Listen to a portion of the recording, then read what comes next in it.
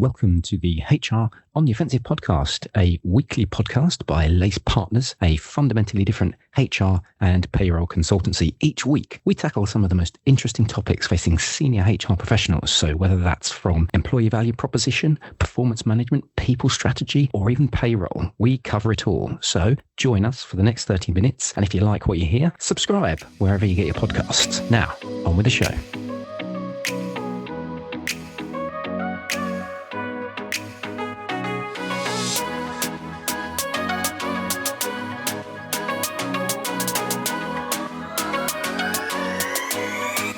On today's episode of the HR on the Offensive podcast, I had a chat with two lacers, Gemma Ryall and Annette Frem, from our change practice, talking a little bit about what leading through change means. It seems a bit like a bit of a meta subject to me, but the reality of it is that it's about a mindset and an approach in which most organizations really should be considering, because as we've talked about at Lace Partners quite a lot, leading through change or change in general, particularly with the current sort of climate that we find ourselves in with geopolitical factors and economic factors, and also the way in which organizations are structured these days, change has become a little bit of a constant. Businesses are constantly changing, whether that's through digital transformation, whether that's through operating model restructuring, whether that's through the way in which they service or clients or customers through new product enhancements. Change is constantly happening. So we talk a little bit about what leading through change means. Hopefully you find it an interesting topic. If you'd like to talk to Annette or Gemma about their thoughts on change management in general, you can access the Lace Partners website, lacepartners.co.uk, and then check out the change section under our services. I shall leave you in their capable hands. And now, on with the show. Good morning, good afternoon, and good evening, and welcome to the latest HR on the Offensive podcast. It's me, Chris Howard from Lace Partners, joining you as always for the latest edition of our 30-minute chinwag about all things HR, people, payroll, and today it's change that we're focusing on, change and adoption. And I am going to be talking to two wonderful lacers about a little mini campaign that we've been launching called Leading Through Change. When I say mini campaign, what we've done is we've got some blog content on our viewpoints on this, with which we've got the help of a couple of our friendly companies that we work with, an organization called TeamFix and an organization called Engage. They're not on the podcast today, but they have been on live streams, Andy and Pete, and we've had them on the podcast before, but today we're keeping it as a lace-only affair. And to do that, I have Gemma Ryall. How are you doing, Gemma? You all right? I'm good, thanks, Chris. And I've got the fabulous Annette Frem. How are you doing, Annette? You all right? I'm very well, thank you. How are you? I am good. This is the first time we've had a Dane on the podcast, and I couldn't be happier about that. What about you, Annette? You happy to be on? I'm very, very happy. I've been excited all week. Good. And this is a topic that is particularly pertinent to your heart. And we're going to talk through we're going to explain, maybe I'll get you to explain just in a minute or two about the blog that we've written, and we've chunked into two blogs that we'll be releasing, just what it's on. But actually, we're going to go through some of those sections as well. But we always do a little bit of a check-in before we get into the meat and drink of the theme of the day. And that is our fundamentally different question. If you're listening to this for the first time, the fundamentally different question is a question that is completely random and not related to HR, and it's just a little bit of fun. So the emphasis is on the fun in the fundamentally different question. And my question, which I'm going to start with you, Annette, is related to a story which I've just read, which is that in Germany, there is a new craze sweeping the nation, which is to have vending machines selling sausages. It's a very stereotypical German thing, that is, vending machines selling sausages. And so it got me thinking, if you could import any kind of food-based item into a vending machine in the UK that they started stocking all over the country, Annette, what would you go for? Oh, that's really interesting, Chris, because as you just mentioned, I'm Danish. I've been here for over 20 years, but I really, really, really miss the hot dog stands in Denmark. So actually, the vending machine selling sausages sounds fantastic, but I will make sure the hot dogs was in a bun and they were hot, both the sausage and the bun. That would be my ideal vending machine, to be honest. I quite like that. I mean, I would say that I think probably the health and safety or risk levels of keeping a hot items in an electrical device such as that may be, and leaving it to itself may leave one or two people a little bit worried. But certainly the idea of getting cold vacuum sealed sausages and then having to take them home and cook them, probably not the best of options that I personally would have chosen. Gems, what about you?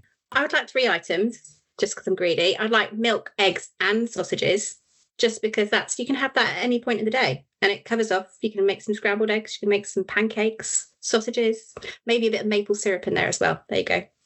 Oh, I think I'll just build on that and say, imagine if you could just I'll cheat a little bit like Annette, and imagine if you could just get hot pancakes just through those little circular vending bits. They just drop in on a plate, maybe a little bit of butter or a little bit of maple syrup, like you said. Oh, now that's making me hungry. I think we should probably move on to our focus today, and it is on leading through change. And what I'm going to ask Annette, I think probably we just kick into what do we actually mean by that? Because there's probably people listening in saying, okay, well, it sounds a little bit like a bit of a meta sort of concept, leading through change. So perhaps if we just simplify it a little bit, can you tell our wonderful listeners, and then Gems, if you can kind of just sprinkle a little bit of additional stardust on Annette's thoughts. What do we mean when we talk about leading through change? It's a kind of a big concept, and but leading through change is just more about just managing and transition from where we are now to where we want to be. It's really about inspiring and guiding individuals and teams to really embrace the transformation and sustain the adaptation. So whether that's related to new technology, changes to organizational structures, or new ways of working. Nice. Gems? I just recap and say, absolutely, it's about helping people think about the vision, where you're going to, and bringing it to life, and doing that through making it personal, sometimes like storytelling and things like that, but helping people to think about where they want to be and get excited about it. Annette, maybe if you can just put a little bit of colour around. So obviously we've written this blog, this 2-piece blog. Kind of what are we talking about in terms of what's new in the piece that we've written? As you said, it's 2 blogs. One is kind of talking about what do we mean by it? What does leaders need to proactively do to effectively lead change? What are some of the behaviors that we're seeing? And the second one is more about specifically what are the tools and activities that we are suggesting to really equip and leaderships to lead through change. But one of the things I think is really new is that normally you have a change team that's responsible for leading change. And what we're trying to say here is that actually leaders need to recognize that change is ever present. And actually their role is much about leading and enabling change as it is about managing the organization's performance. You can't actually decouple those 2 things. And that's one of the things that we're talking about in the second block as well. What are these strategic navigation points that leaders need to keep in mind as the organization goes through change on an ongoing basis? And Gems, just from your perspective, kind of in your role, because obviously you've done change management for a while as well, what's kind of evolved? What's happened over time in terms of this mindset? Have you seen much change? And in terms of organizations thinking like this, I guess what I'm saying is this a new kind of concept, this idea of leading through change from what you've seen? I think it's evolved, but it's been around for a while. It's more around, to Annette's point, historically we've sought to support leaders at a point in time when change has come about, a big change. And now it's more around how do you support leaders to manage that progressively all the time. The environment we're in, it's constantly changing, whether that's business or the environment around us. And how do we support leaders to be able to manage that on an ongoing basis? So the shift is from being a point in time, big change, to more of an ongoing capability. Do you think, actually, I'll stick with Gems and then I'll go to Annette on this. Do you think that organizations are readily thinking like this? Do you think this is something that requires excuse the way in which I'm phrasing this, but do you think that there is a step change that businesses that we speak to need to develop when we talk about, well, you need to be leading through change, you need to be evolving? Is this something that mindset and culturally is quite difficult for some organizations?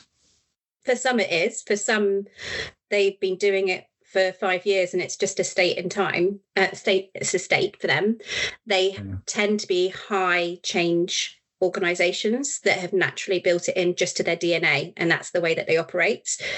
But they're in the minority. for the majority, it is shifting, and it's not always an easy conversation or an easy investment to make. Annette? Yeah, and I think it's also about leaders really fully appreciate that that they're going through change as well. They're not just managing on the behalf of the organization. This is actually affecting them personally as well. And I think that's one of the things that we're seeing, that they kind of forget that. They're all about, let's kind of get our teams together. Let's build on the new ways of working with them and get them to kind of embrace this new mindset. And actually they forget that they need to go through that same process as a leadership team, but also on an individual kind of change journey. So I think a lot of the time we see that they're kind of missing that. They're more just managing it, not being part of it. You know what's really interesting, and I'd just love to get your thoughts on. I think this is a really fascinating way of thinking about it, actually, is that idea that we all go through change. Like, it's not just quite often in businesses, you get someone comes up with an idea or a strategy or an approach, and then it's about the communication back to the business. This is the way in which we're going to do stuff. This is the way in which we're going to approach something. This is a new piece of technology. We're going to embed it in our business, and why, and we're going to help you along the process. But I just if you guys just jump in and just give me some thoughts here, maybe perhaps start with you, Annette, and then with Gemma, like this idea of being able to understand that actually change is a mindset thing, and it's a thing that happens for all of us across the business. It's not just something where we as a leadership team are going to impose a perspective on you as the business and you execute it. Is it a cultural thing as well as a physical approach? I think some leaders are more in tune or understand that this is really, really important. That can either be from a cultural point of view, kind of where you are in the world, or just where you work in the business. So I think, we're very lucky. A lot of our clients are kind of HR teams, and they are by nature more in tune to it. But then again, as I'm saying that, also have examples of teams where actually you assume that they would be more understandable of that this is a mindset change. It's not just systems and processes, but actually we see that actually they forget their own role in the bigger picture and actually making this happen, which is why one of the kind of key behaviors we pull out is when we talk about effective leadership and leading effective change, is that about kind of showing up as an authentic and human leader and fully embrace and understand that they need to change their mindset and their behaviors as part of this and being role models. Well, let's talk about that, what good looks like then, if that's all right. Gems, just want to get some thoughts just to you, like an organization that you would go into and be able to say, okay, I can see that you are taking this mindset, you are adopting this leading through change approach, and the behaviors that you are taking are delivering for this mindset. So have you got any kind of examples or thoughts around the types of behaviors when we talk about what great leading through change is? What are the sort of behaviors that leaders and businesses and leaders exhibit? So Annette's touched on some of these before, but it is that visionary leadership, being able to identify what's going to happen in the future and bringing it to life, being authentic about it, making sure that they think about what their change is for them and being honest and open about that. And that links into communication as well, which is part of the leader's role in it. And then also thinking about the resilience within their teams and understanding what the resilience levels are within their teams, but being able to go through change themselves and lead it at the same time, that piece in parallel. So Annette, I don't know if you want to add a bit more to that. Yeah, no, the thing you were talking about, because that's another of the behaviors we see is that visionary leadership. And one of the key bits there is really linking the change message to why are we doing this to the bigger business purpose. What's the kind of the overall vision, mission, and values and the business strategy, and then how does that actually help ground why we need to change? How is the transformation we're going through actually helping us meet those challenges? How is it addressing the future challenges and opportunities that we have as a business? So that is such a key piece, and actually mainly because, when people go through change, everybody's busy, everybody's running around and kind of doing what they need to do. But if there's not a really strong change narrative and vision, then people might be running really fast, but they're running in lots of different directions. So actually part of good change leadership is actually that you're pointing people in the right direction. And then I think, Gemma, you talked about the comms, and again, we keep coming back to effective communication and how important it is.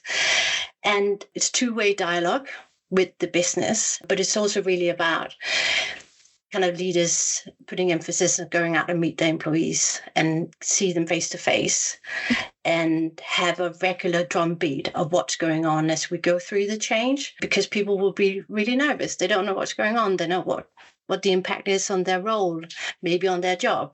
So really, how do you keep on communicating with the business as you go through change? And even when there's nothing to say. And I have a little story about how I experienced this. Gemma, you will recognize this from a workshop we held together. But it's just an example of how this kind of keep communicating, how important it is. But I was flying from London to Copenhagen. It's a short flight. And as we took off, we were in the air. The pilot came on and he was like, "I'm really sorry, but there's a little red lamp showing in the cockpit, and we don't know why it's showing. We don't think it's dangerous, but we will land in Amsterdam and just get some technicians out to have a look at it." And we're like, okay, not the best message to have when you're on a plane, but fine. So we get to Amsterdam and the pilot just keeps going on and going, "Okay, we're here now. We call for a technician." Then 10 minutes later, he's like, "We're still waiting for the technician." And then 10 minutes later, he's like, "Okay, the technician is here. He's looking at it." So it just kept going on every 10 minutes saying, what's going on. And it's just, as a person sitting there, it's just nice when he said, "I have no news." Or he just kept you updated and you knew that people were concerned about you and taking care of you. And the best part of the whole thing was there was a guy sitting next to us with his headphone on. He had not heard a thing. And because the flight's so short, he just took his headphones off and kind of went, "Are we already in Copenhagen?" And and I'm using it as an example that we shouldn't be, too hard on ourselves as leaders, or leaders shouldn't be as they communicate change. Because I think as much as you try to be the best communicator in the world, you will have employees who are just not listening and not showing up or reading the comms that you're sharing with them. Do you know what? That's really, really interesting. And there's a couple of bits that you talked about there, that kind of news. And I know I've heard you guys talk about this before, but everyone kind of goes through their change journey at different times, don't they? And so it's kind of linked to what you're talking about. And it's a good way of being able to lead through change is having an understanding and an empathy that just because you have communicated something, whether it's, hey, we're moving to a new piece of technology and so everyone needs to get on board, or, hey, we're changing the way in which our operating model and structure is, and so we need to do things a little bit differently, or, hey, we're moving to a skills-based organization. As Gems, you've obviously been spearheading the campaign. We're moving to that, and so that's going to mean some change for you guys. People take in information at different rates, and so you need to be able to have that. I guess a good leader needs to be able to understand that and be prepared to deliver the messaging, maybe even more than once or twice, right, Gems? Yeah, absolutely. But also to your point about empathy and awareness, understand the audiences that they've got, because there will be some people who need to hear it 3-4 times, and there'll be others that hear it once, get it, are high engaged with change, and we'll move on. And it'll be different around different topics. Technology, you can tell me once and I'll be like, I get it, I want to do it, but I need to know more about it. But other change, like, I've heard it once, I'm good, I'm ready to roll with it. So it's the leaders that understand the nuances, understand the people that they're working with, to know how much they need to replay the message and with which groups. And the other thing that Annette said, which I thought was really interesting, and it's kind of a bit of we've talked about this kind of leading through change as being this kind of mindset approach, and there's a different way in which you're acting and behaving as an organization. But a really tactical, really interesting thing that Annette talked about was that walking the floor bit that I just thought was really, really interesting. I've just read an article actually talking about the value of that, and how particularly newer members entering in the workforce that maybe have only just recently been in an organization, seeing the value of senior leaders just walking through, being accessible, being that authentic, but then also feeling like you've been listened to as well. Because when change happens, people initially, well, it's human nature, right? Most people fear that and think, well, what's that going to mean for me? What's that going to mean for my working arrangements? But if I know that I'm being listened to, and I can see Annette wants to jump in here, so I'm gonna let you jump in a second, Annette. But if I know I'm being listened to, then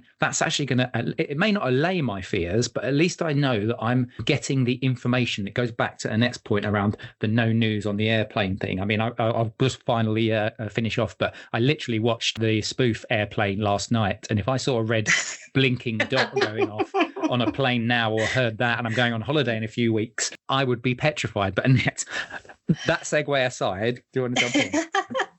No, it's because a lot of leaders kind of ask, they want the magic wand. How do I just get people to kind of get out of the resistance? And actually, there's a little bit of a magic wand. And that is actually, as you just said, go out, meet your employees, ask them questions about how they're finding things, what's working, what's not working. Because the mere fact that you are being asked that question and being allowed to just voice your hopes and fears and your thoughts actually will make people move on the change curve, as you referenced before. And we know it ourselves. We have something that's really weighing on our shoulders. And actually, one day we're like, I'll just tell Gemma.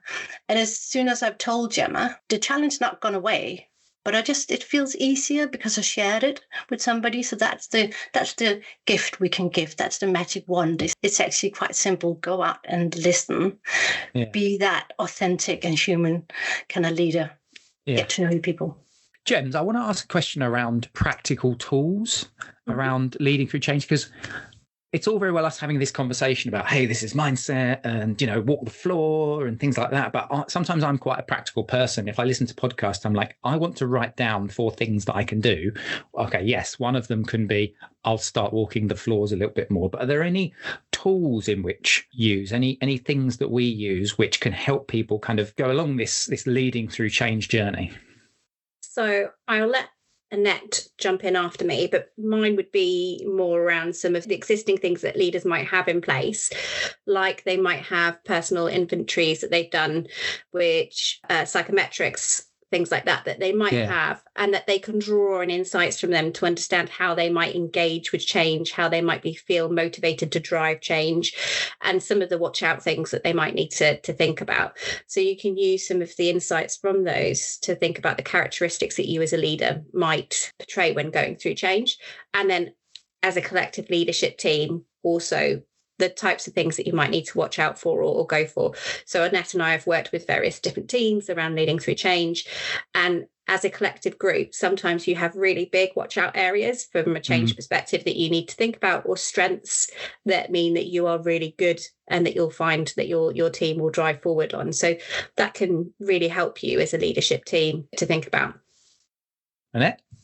Yeah, and I guess a practical example of that is that, as a leadership team, you might have been the one initiating the change. So you're really excited about it. You worked on it behind the scene for maybe months or years, and then you get in front of the employees to communicate the change, and then you kind of overwhelm them with how happy you are about the change, because you've kind of been through, you already kind of talked about it, kind of got used to the thought and all that. But actually, when you go out and face the team, you just all a bit too excited about it. We're not saying people shouldn't be excited about it, but it's just back to the bit about understand your audience, understand where they are, and actually tailoring your messages. And you will want them to go with you on the journey and get really, really excited about things. But actually, how do you make sure you take them with you? And actually, what Gemma, when you talk about the kind of getting together, if they get together and find out they are all very high on the energy, the positivity and all that, which is great,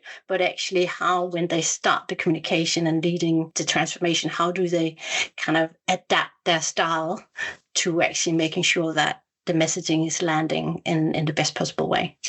I've got one more question I just wanted to pose before it's kind of like any kind of final takeaways from you guys. And I guess it's really around, what difference does this make in terms of impacting bottom line? So how does the benefits of adopting this kind of leading through change mindset impact bottom line success for businesses? And now I'm going to start with you, and then Gems, you can jump in. It's one of the things that we're also addressing in the in the blog, and we had a really good conversation. My other colleague, Jess, Peter and Andy, as you mentioned in the beginning of the podcast, that we think you need to look at it holistically because change will affect your people. So you need to really watch out for what do we need to consider and put in place so that we minimize the negative impact of that, low engagement score, low on customer service engagement scores, etc. You need to look at how it affects your customers. Again, is there a negative impact on customers if this change is not led in the best possible way? Is there implication on productivity? So what's the effect on customers?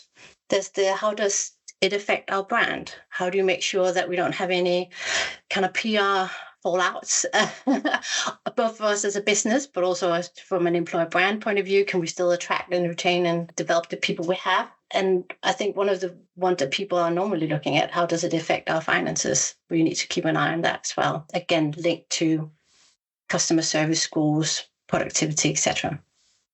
I'm going to ask you a slightly different question, Gems, because I know I said only one question, but I've just thought about another one. Do you think that HR people in general, or the people function, are they better suited to adopt this kind of leading through change mindset than other functions? I would say I don't think so. I think anybody's got the opportunity to change their mindset. It's more about who you are as a person and how you naturally. I can think back to the fact that when I was little, I used to change my bedroom round every single week and just tried furniture all over the place. I'm naturally lean into change. That's just my preference.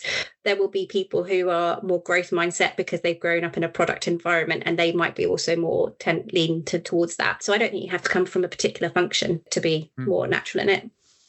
Yeah, I was more thinking is there certain types of personality traits that you tend to get from HR people or people that tend to gravitate towards HR that perhaps lend themselves to adopting a mindset, which means that leaders like CPOs, CHROs perhaps are more predisposed to be able to adopt a leading through change mindset. It was a bit of a provocative question on purpose. So maybe some things, if we talk about effective communication, visionary leadership, thinking about being authentic and human, those might be traits that you more typically see within the HR function.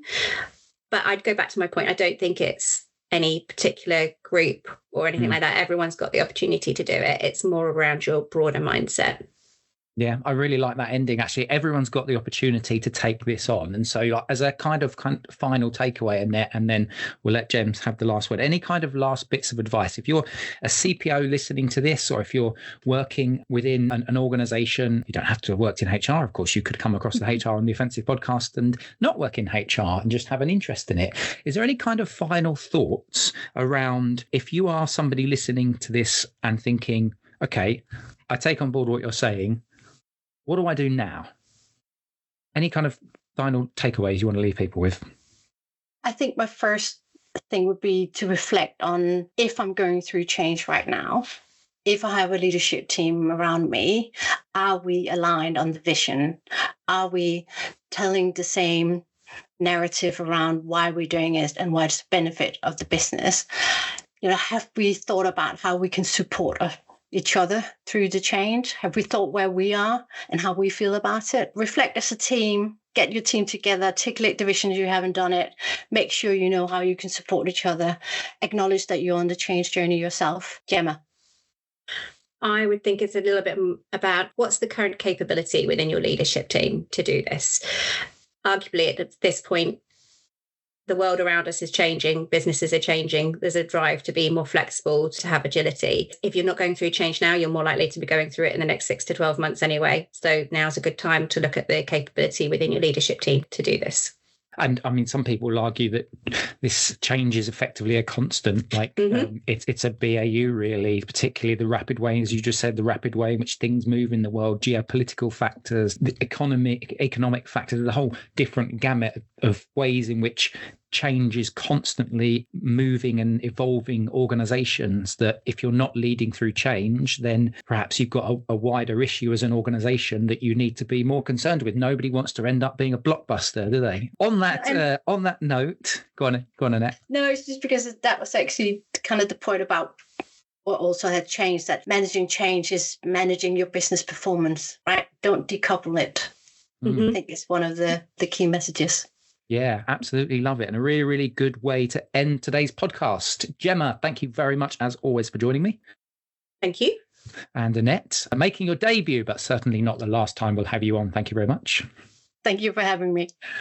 We hope you've enjoyed this podcast. If you'd like to like and subscribe and follow it on any channel you can, we would be eternally grateful. If you'd like to suggest any kind of topics that you'd like us to cover, then please feel free to reach out to myself. It's chris@blazepartners.co.uk. But from myself, from Gem, and from Annette, thank you very much for listening. And hopefully we'll catch you next time on the HR on the Offensive podcast. Bye-bye.